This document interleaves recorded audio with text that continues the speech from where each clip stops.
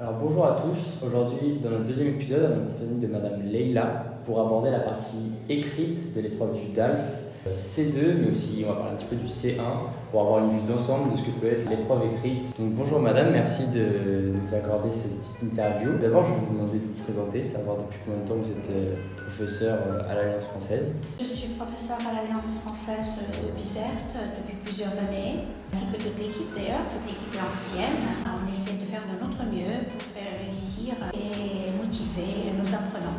Est-ce que vous pouvez nous parler un petit peu donc, de la partie écrite, comment elle se structure et quelles sont les difficultés? On commence par un DILF A1, ça devient un DELF pour les A2, B1 et B2.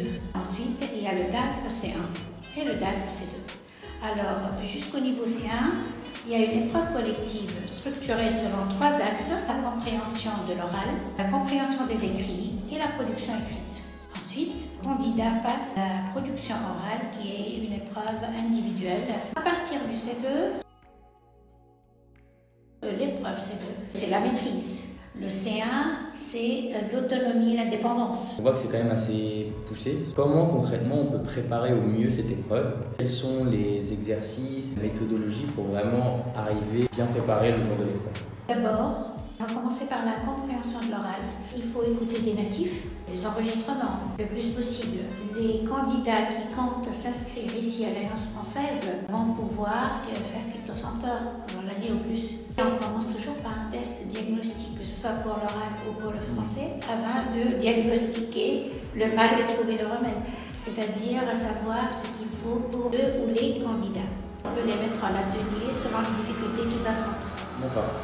Mais généralement, la difficulté, c'est la compréhension du natif. Et donc, il faut s'entraîner, être attentif, s'entraîner au repérage d'éléments nécessaires pour réponse. Vous avez parlé des cours collectifs. Est-ce que vous pensez que ces cours-là peuvent être vraiment une grande aide, mieux que d'être par exemple seul? Énormément, à tous les niveaux. Dans un cours collectif, on a une progression. Chacun ou chacune des professeurs ici élabore un schéma modulaire qu'elle suit pendant les heures de cours, pendant tout le cursus. Parce que quand vous travaillez seul, le candidat risque de ne pas s'apercevoir de certaines erreurs ou de certaines difficultés. Il y a aussi le côté grammatical, le côté syntaxique en général et le côté phonologique aussi. Parce que nous sommes des arabophones aussi. Il y a parfois des confusions de phonèmes. D'ailleurs, les difficultés changent à chaque fois qu'on change de région. C'est vraiment essentiel d'avoir quelqu'un. Donc ça, c'est le rôle du professeur, oui. Un prof de français. Lettres françaises. Et à un certain niveau, on doit faire appel à la formation académique du prof. Donc l'intérêt de venir à l'Alliance française? Énormément. Nos apprenants sont plus à l'aise, plus préparés que celui qui prépare ça. Est-ce que ça se ressent sur les résultats? Est-ce qu'il y a vraiment une grosse différence? Oui, bien entendu. La directrice de l'Alliance française et l'équipe font des statistiques chaque année. Une auto-évaluation du travail nous-mêmes. Le parfait n'existe pas, mais on essaie toujours de faire de notre mieux pour améliorer les choses.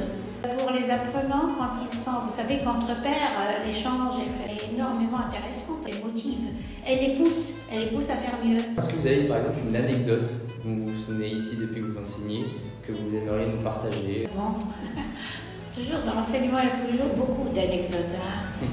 Quand on a des enfants, j'avais un petit garçon très très jeune de bas âge, belge et flamand, donc c'était vraiment du fleu. Pour les Tunisiens, vous savez, c'est pas du fleu. Les Tunisiens, c'est on va dire une langue seconde. On dit que c'est une langue étrangère privilégiée. Mais en fait, non, parce qu'ils voient le français partout et ils entendent franco-arabe même dans la rue. Mais pour les petits, oui, quand ils vous corrigent, par exemple, alors tu lui dis tu, il te dit tout. Non, on dit tu. Non, madame, on dit tout. Il y a des erreurs qu'ils commettent, parfois ça fait rire. Et il y a les traductions. Quand on pense arabe, nous on dit quelqu'un qui est égal à lui-même. Par exemple, le marché, le mur. Ça se traduit, c'est-à-dire il traduit texto, et ça fait rire. Moi j'ai toute une liste de ces traductions-là. Ça fait vraiment rire au début, mais après l'amélioration est nette. Je vous remercie pour votre temps, de nous avoir accordé ce. Je souhaite bon travail, bonne chance, bonne continuation dans l'avenir à vous deux. On va essayer d'avoir la meilleure note possible et de préparer l'épreuve au mieux. Merci beaucoup. On peut vous aider à tout moment. Bon, vous êtes des natifs. Le problème que vous allez rencontrer sont sûrement la grammaire, un petit peu les perditions.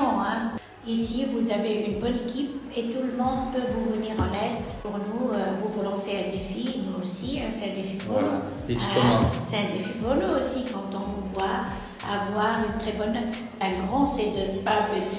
C'est ça. Un grand C2. Merci à vous. Et merci pour l'invitation.